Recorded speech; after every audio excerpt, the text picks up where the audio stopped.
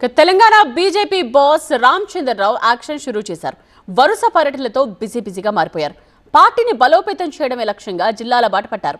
స్థానిక సంస్థల ఎన్నికలను క్యాడర్కు సిద్ధం చేస్తున్నారు.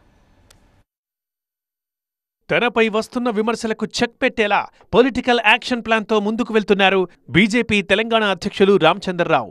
పార్టీని బలోపేతం చేయడం, స్థానిక సంస్థల్లో మెరుగైన ఫలితాలు సాధించడమే లక్ష్యంగా ఆయన ముందుకు కదులుతున్నారు. తన నియామకాన్ని వ్యతిరేకిస్తూ పార్టీకి రాజీనామా చేసిన రాజాసింగ్ అడ్డా అయిన గోషామహల్లో తన అభినందన సభ నిర్వహించారు. ఆ నియోజకవర్గంలో పార్టీకి గట్టి ప్రత్యామ్నాయం చూపెట్టే ప్రయత్నాలు ఇప్పటినుంచే మొదలుపెట్టారు. మరోవైపు జిల్లాల పర్యటనకు శ్రీకారం చుట్టారాయన. ఇందులో భాగంగా ఇవాళ నల్గొండ జిల్లాలో పర్యటించారు. నల్గొండలో కార్యకర్తలతో విస్తృత స్థాయి సమావేశం నిర్వహించి స్థానిక ఎన్నికల సన్నద్ధతపై చర్చించారు. మేధావులు, డాక్టర్లు, న్యాయవాదులతోనూ భేటీ అయ్యారు. సూర్యాపేటలో జిల్లా పార్టీ కార్యాలయాన్ని ప్రారంభించి కార్యకర్తల్ని కలిశారు. ఇక మంగళవారం కోదాడలో కార్యకర్తలు, మేధావులతో భేటీ అవుతారు. ఈ నెల 16న ఉమ్మడి వరంగల్, ఖమ్మం జిల్లాల్లో పర్యటనకి షెడ్యూల్ ఫిక్స్ అయింది.